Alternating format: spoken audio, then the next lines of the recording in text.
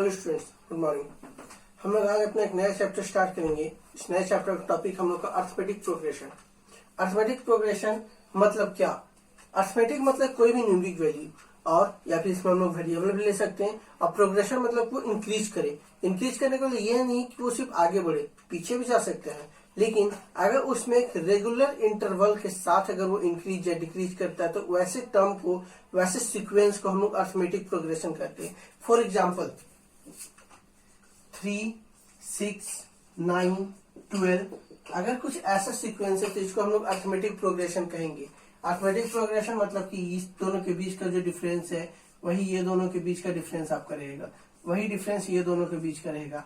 मतलब अगर जितने भी टर्म है सभी टर्म्स के बीच का डिफरेंस अगर सेम है तो वैसे सीक्वेंस को हम लोग अर्थमेटिक प्रोग्रेशन कहते हैं। In short we are saying it as AP.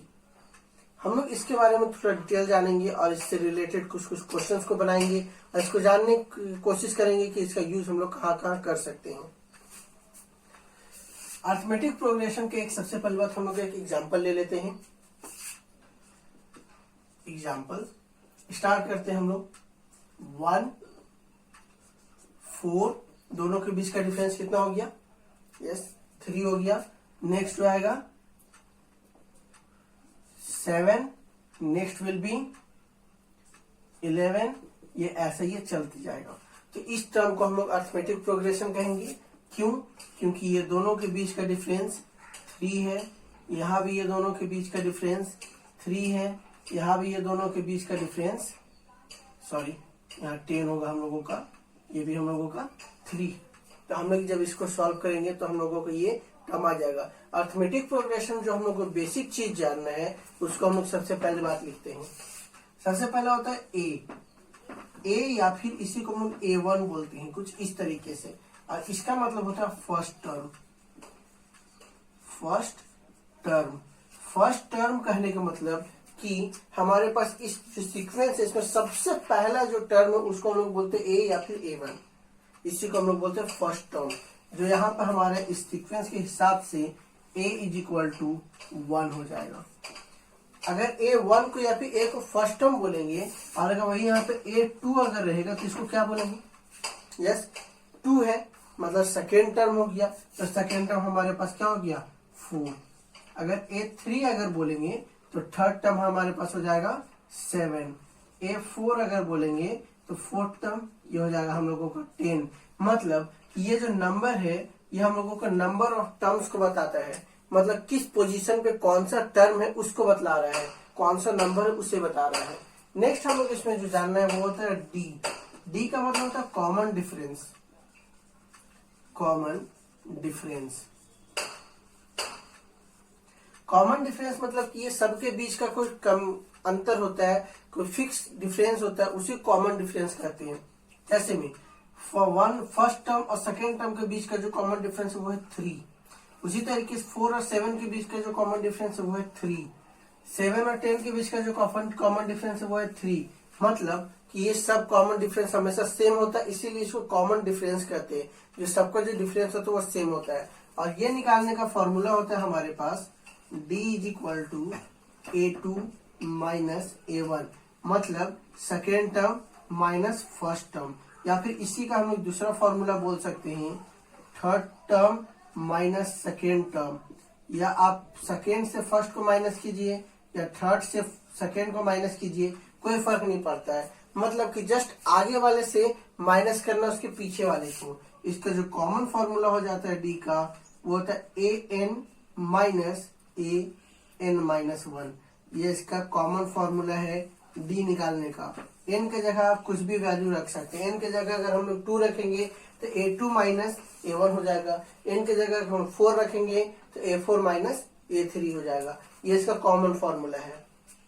Next इसमें होता है n हम लोग यहाँ जो n यूज किए वो n किसके लिए है? n का मतलब होता है नंबर ऑफ टर्म्स। इसमें कितने टर्म्स हैं उसको हम लोग बोलते हैं n। कितने टर्म, जैसे हमारे पास यहाँ का क्वेश्चन बोलेंगे तो कितने टर्म है? 1 2 3 4। तो n का वैल्यू यहाँ 4 हो गया। इसमें ऑल टुगेदर 4 टर्म्स है। और जो सबसे लास्ट इसमें जो होता है उसको हम लोग बोलते हैं AN, या AN को हम लोग L भी बोलते हैं। इसका मतलब होता है लास्ट टर्म। लास्ट टर्म, या फिर इसी को दूसरे भाषा में हम लोग बोलते हैं nth टर्म। nth टर्म मतलब कि nवां टर्म, n का वैल्यू कुछ भी हम लोगों का हो सकता है। इससे रिलेटेड हम लोग का यहाँ पर चार वेरिएबल मिला है, एक a है, एक d है, एक n है और एक an है, और ये चारों से रिलेटेड हम लोगों का क्वेश्चन बनता है और इससे एक फॉर्मूला बनता है, और उस फॉर्मूला के बेसिस पे हम लोग कोई भी क्वेश्चन को सॉल्व कर सकते हैं। देखते हैं इससे जो रिलेटेड हमारा जो फॉर्मूला बनता है उससे बेसिस कुछ क्वेश्चंस को। इससे रिलेटेड एपी का जो हम लोगों का जो सबसे पहला फॉर्मूला बनता है वो होता है last term is equal to first term plus number of term minus 1 into common difference.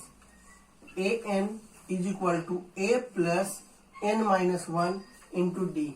इसमें हम लोगों का चार वेरिएबल है, चार वेरिएबल, एक लास्ट टर्म के लिए, एक फर्स्ट टर्म के लिए, एक नंबर ऑफ टर्म्स के लिए और एक डी मतलब कॉमन डिफरेंस के लिए। अब इससे हम लोग क्वेश्चन कुछ ऐसा आ जाएगा। एक क्वेश्चन हम लोग यहां ले लेते हैं, find 10th term of AP 7, 9, 11, 13 इस तरीके से। अब इसमें हम लोगों को 10th टर्म फाइंड करना है जहां एपी कुछ इस तरीके से। तो जब भी ऐसा क्वेश्चन रहे तो एपी में हम लोग सबसे पहले तो इसका लिखते क्या क्या दिया हुआ है, इसका सॉल्यूशन में कुछ ऐसे हम लोग इसको बनाएंगे। इस टर्म्स के लिए सबसे पहले ए हमारे पास क्या हो गया 7। अब निकालेंगे डी। डी निकालने का फॉर्मूला होता है A2 minus A1, it means 9 minus 7। 9 minus 7 जब करेंगे तो ये हो जाएगा हम लोगों का 2।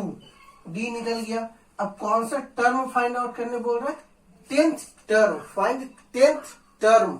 तो हम लोगों को यहाँ पे n फाइंड करने, n दे दिया, n का वैल्यू दे दिया 10 और 10th टर्म फाइंड आउट करने बोल रहा है, मतलब a 10 फाइंड करने बोल रहा है। n का वैल्यू जब 10 दे दिया तो n के जगह हम लोग 10 रख सकते हैं। यहाँ a n लिखे थे, n यहाँ पता नहीं था, तो यहाँ n का वैल्यू पता इसलिए a 10 लिख सकते हैं। तब हम लोग फॉर्मूला लगाएंगे, therefore A10 is equal to a plus 10 minus 1 into D. A10 का वैल्यू नहीं पता है, a का वैल्यू हमारे पास 7 प्लस 10 माइनस 1 हो गया हम लोगों का 9 इंटू डी का वैल्यू हमारे पास 2। बोर्ड मास यूज करेंगे, पहले मल्टीप्लाई तो हो जाएगा 7 प्लस 9 टू जा 18।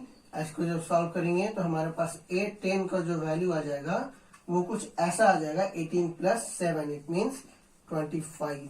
ये हम लोगों का आंसर हो गया।